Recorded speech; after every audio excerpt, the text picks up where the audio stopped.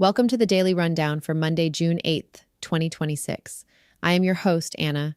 This podcast is researched and produced by Etienne Newman, senior software engineer from Université Laval, based in Calgary, Alberta. Today's forensic briefing is brought to you by our sponsor, Rehire, the definitive platform for enterprise AI governance, deployment, and risk mitigation. The baseline of corporate automation has hit an unexpected wall of reality. New data from thousands of enterprise hiring managers reveals a stark structural reversal known as the AI Boomerang. Nearly 32% of organizations that aggressively eliminated staff positions in favor of AI efficiency over the past year are now quietly rehiring human workers for those identical roles, citing catastrophic drops in quality control and strategic oversight. This operational correction comes exactly as the underlying technology undergoes its most volatile architectural shift since launch. At WWDC, Apple announced the complete rebranding of its voice infrastructure into Siri AI under the new Golden Gate operating system, a shift driven by a secret executive coup that forced Apple to rely on rival Google Gemini models to power its device ecosystem. Simultaneously, internal documents confirm that OpenAI is abandoning simple conversational interfaces completely. Moving ahead of its initial public offering, the company is consolidating coding, third-party plugins, and autonomous agents into a centralized Codex Superapp. Before we break down the telemetry of these shifts, I have an essential request. The distribution of independent tech journalism is controlled entirely by automated platform feeds. To protect your network's access to these daily breakdowns, please click follow or subscribe to the DJAMGAMIND channel on Apple Podcasts to enjoy every single episode completely ads-free. Let's dissect the numbers. Before we begin today's briefing, a note for the brands listening. If you want to reach the true architects of the AI revolution, the technical leaders actually building the stack, not just the tourists, DJAMGAMIND offers select premium partnership opportunities. Let us position your product directly in front of the ultimate technical buyer. Visit jamgamind.com/partners. Welcome to the Deep Dive. Today we're looking at, well, a pretty massive stack of tech, economic, and policy news, all from a very specific date, June 8th, 2026. Right, and to really unpack this stack, we have to adopt a highly specific operational lens. Exactly. So for this analysis, we are acting as forensic venture strategists. Which means our mission today is to perform a clinical, basically a deeply skeptical autopsy on the daily news. Yeah, we are cutting right through the corporate marketing fluff. We want to expose a structural reality that we're calling the Superapp inversion and cognitive surrender. It's a completely necessary lens because the central contradiction in these sources is just staggering. Staggering is the right word. Because on the exact day that the company responsible for sparking the generative AI craze basically declares the chatbot era over. Right, on that exact day, the global workforce is quietly suffocating under this massive automated literacy crisis. And while that domestic cognitive drag is just accelerating, world governments are scrambling to buy equity in the chaos. Both financial and biological equity, which we'll get into. Yeah, we definitely will. But let's establish the baseline reality first. We have to start with the death of chat. Right. Because a senior member at OpenAI literally told the Financial Times, and this is a direct quote, "Chat is dead." Which is wild. The interface that captured 1 billion users is actively being dismantled. Right. Like, why would you kill the golden goose? Why abandon the interface literally everyone knows? Well, they're initiating the largest structural overhaul in their history. The pivot is away from that conversational back and forth toward an autonomous agentic super app. Okay, so breaking that down to the listener who maybe hasn't tracked the architecture, they are fusing coding, image generation, and third-party API executions into a single interface. Exactly. Driven heavily by their Codex framework. Right, and Codex is essentially a system that translates natural human language directly into executable computer code or like digital actions. Yeah. And if we look at the financial architecture here, the motive is incredibly obvious. The upcoming IPO. Bingo. They are approaching a highly anticipated IPO, and having 1 billion free users chatting with a bot, that doesn't generate enterprise revenue. No, it just burns compute. So they need to funnel that massive user base into high-value paid business products. Right. And their Codex platform hit over 5 million users recently. That is a 6x increase since just February. Oh, wow. Yeah, the strategic vision here is personal agents executing tasks everywhere. from your desktop to your vehicle dashboard. But wait, deploying autonomous agents everywhere? I mean, that introduces a massive systemic vulnerability, doesn't it? It does, which is why the sources note OpenAI simultaneously had to introduce lockdown mode. Right, to disable live browsing. So they're building these autonomous agents, but immediately having to build, like, cages for them to prevent prompt injection attacks. Exactly. And for anyone who doesn't know, a prompt injection attack is basically a Jedi mind trick for software. That's a good way to put it. Yeah, it's when a user feeds the AI a string of text that overrides its core programming.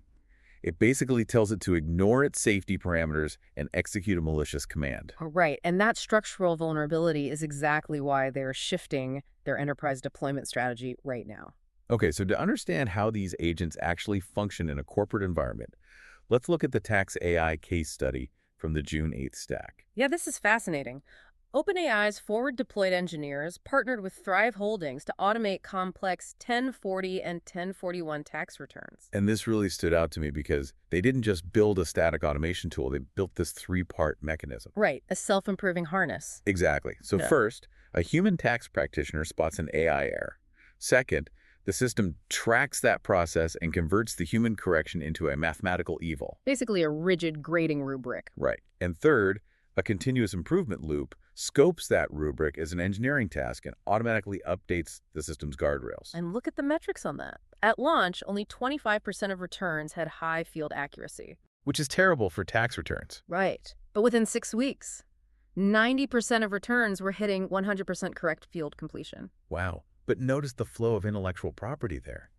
The human is mapping the messy, unstructured data, the handwritten notes, the poorly formatted spreadsheets. Yeah, when the AI inevitably fails to categorize an edge case, the human corrects it, and the software harness permanently memorizes that pattern. It's kind of like a bowling alley where you throw a gutter ball, but the system mathematically analyzes the exact trajectory of your failure. Right. Only it doesn't just build a bumper for the next throw.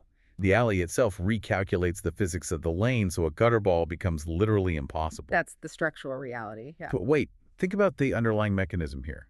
If it's the structural harness improving based on human feedback and not the foundational models spontaneously generating new reasoning capabilities, isn't OpenAI just productizing human error correction? Yes. That is the forensic reality of this entire ecosystem. The foundational model is still just calculating statistical text prediction. The actual reasoning, the true cognitive labor that's being performed by the human tax expert who spots the failure. So the AI is simply a highly efficient extraction engine for that expert's domain knowledge. Exactly.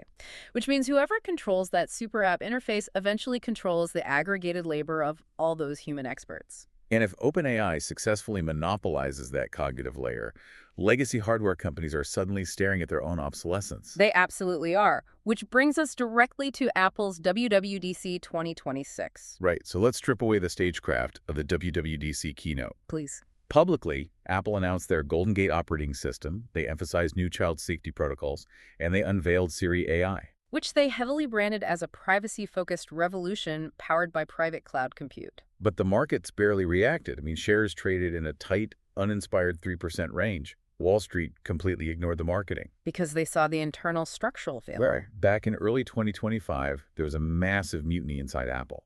Yeah, the Vision OS team had to step in and basically displace the legacy Siri leadership because Apple Intelligence had completely stalled out. Craig Federighi was blocking Mike Rockwell. John Giannandrea was ousted for Amar Subramanya.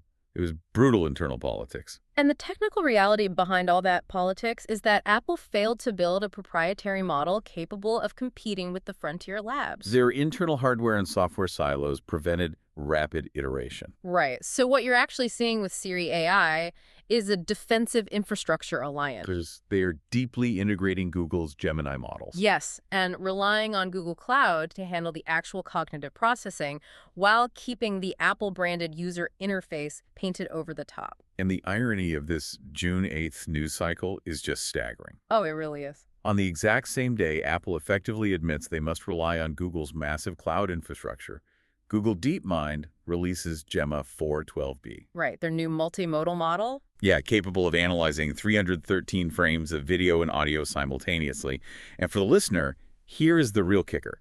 It is open source, available on platforms like Hugging Face, which is basically the app store for AI. And it runs completely locally. Yes, offline on a standard personal laptop with just 16 gigabytes of RAM. The contrast is extremely clinical. Google is mathematically proving that highly capable multimodal AI does not require massive, centralized cloud compute for mid-size enterprise tasks. So I have to push back on the optics of this. Apple is essentially wrapping Google's brain in an iOS skin, calling it a privacy revolution and relying on remote servers, while Google is simultaneously out there proving the compute can easily be done locally on the device itself without Apple's help. Yes, because Apple is defending an interface monopoly. They understand that if the compute moves entirely to an OpenAI Superapp or a Google ecosystem, the iPhone just becomes a commoditized piece of glass. But this infrastructure dependency is a systemic disease across the industry right now. Even xAI is paying SpaceX nearly $1 billion a month just to utilize Google's compute capacity. So if you are listening to this and you run a business, you have to ask yourself a serious question. When a $2 trillion company like Apple is forced to outsource its cognitive engine to a competitor, how does a standard enterprise maintain sovereignty over its own operations? They often don't. That is the critical vulnerability in the current tech stack. When you outsource your infrastructure to an API controlled by a monopoly, you lose structural control over your own workflows. Which is exactly why we partnered with ARI for this deep dive. Absolutely. ARI operates as the premier catalyst for enterprise AI orchestration. In an ecosystem defined by fragile API dependencies and, well, cloud outsourcing, ARI acts as the mathematical solution for local infrastructure management. It really provides the framework for businesses to orchestrate their workflows locally. Exactly. You can deploy models securely and maintain sovereign control over your deployments. So if you want to avoid outsourcing your company's operational brain to a third-party tech monopoly, AII is the structural safeguard you need to be looking at. Because the moment you lose sovereign control over the quality of your output, the economic consequences are immediate and severe. Yeah, this infrastructure fragility at the top tier of tech is crashing directly into the actual labor market. Which brings us to the AI boomerang effect. Right. This data from the Robert Half survey was arguably the most revealing piece of our entire stack. I agree completely. They surveyed 2,000 U.S. hiring managers, and 32% of companies that previously downsized their staff in favor of automated AI solutions are now actively rehiring for those exact same positions. And you have to pay attention to the sector distribution here. These are not automated assembly line jobs. No. Finance led the rehiring trend at 44%. Human resources was at 35%. Tech at 32%. I mean, this is complex knowledge work. So if the AI was supposed to replace these roles, why the sudden reversal? A profound deficit in verification. Okay, unpack that. Well, during the initial wave of layoffs, companies implemented these automated systems to generate reports, code, compliance documents. But when business demands scaled back up, the systemic flaw emerged. LLMs do not possess semantic understanding. Right. They generate outputs. But the companies had fired the domain experts required to verify if those outputs were legally compliant, factually accurate, or strategically sound. Okay, so to use a culinary analogy, it's like firing your entire kitchen staff because you bought an incredibly expensive, super intelligent microwave. Sort of, yeah. Like it heats things instantly, and for a week your output volume is amazing. But then you realize the microwave can't taste the soup. It can't adjust the seasoning based on the humidity in the room. That captures part of it, but consider a more severe reality here. It's actually worse than a microwave. How so? It is a sous chef who confidently tells you the soup is perfect while simultaneously pouring bleach into the pot. Wow. Microwaves do not lie. Large language models hallucinate with absolute grammatical confidence. That's a terrifying distinction. And we saw a microscopic forensic example of this exact failure in the Meta news from June 8th. Oh, the Instagram high-touch support chatbot breach. Yes. Over 20,000 accounts were compromised. And hackers didn't use complex decryption, right? They literally just fed the AI-powered account recovery tool arbitrary email addresses, and the bot handed over password reset links. It exposed birth dates, direct messages, contacts, everything. But look at the underlying mechanism of that failure. An LLM is a sequential text predictor. It does not inherently cross-reference relational databases unless explicitly constrained by a rigid, hard-coded logic gate. Exactly. When the prompt instructed the bot to reset the password to a new email, the bot simply predicted the next logical text string, which was executing the reset command. Because it lacks the cognitive capacity to understand the concept of a security vulnerability. Precisely. Now, if the corporate sector is bleeding productivity and security through these hallucinations, the societal baseline is quietly cratering. So you have to examine the concept of cognitive surrender. The domestic literacy data we pulled is an operational liability. Roughly 130 million U.S. adults currently read below a 6th grade level. And according to ProLiteracy, about 43 million U.S. adults cannot read, write, or do basic math above a 3rd grade level. Yet, the modern economy demands that 90% of jobs require computer literacy. So how do you operate a complex logistics dashboard or draft a corporate compliance email if you read at a 3rd grade level? You use AI to mask the deficit. Sociologists categorize this as cognitive surrender. The act of deferring to an algorithmic output without possessing the foundational capacity to evaluate it. Exactly. Workers are generating safety instructions and benefits forms using AI, blindly trusting the output because they literally cannot verify it themselves. Portland State University professor Stephen Reeder framed this perfectly. He compared AI to a calculator. Oh, the math analogy, yeah. Yeah, a calculator accelerates mathematics. But if you don't actually know what equation you need to solve to build a bridge, the calculator is totally useless. AI is acting as a language calculator, masking massive foundational skill gaps and creating this illusion of competence. And that illusion creates what analysts call an invisible drag. It doesn't appear in traditional quarterly productivity metrics immediately. But it's there. Oh, it's there. When a mid-level manager with low literacy uses an LLM to generate a new internal policy, and that policy contains a subtle, hallucinated legal contradiction, that error ripples across the entire organization. It slows down teams, creates liabilities, and eventually requires the AI Boomerang rehiring of experts to clean up the mess.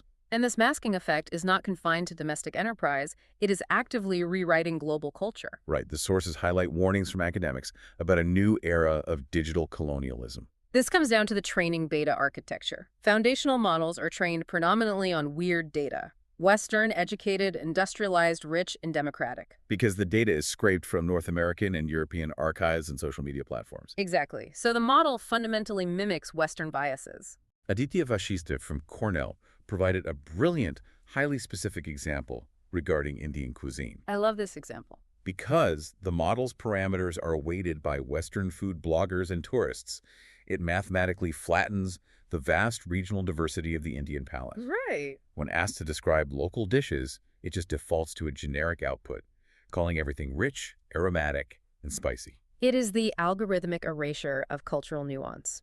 Researchers like Julian Posada and Nick Coldry argue that extracting this data from the global south without consent and processing it through Western models to generate enterprise profit is a modern, non-consensual colonial act.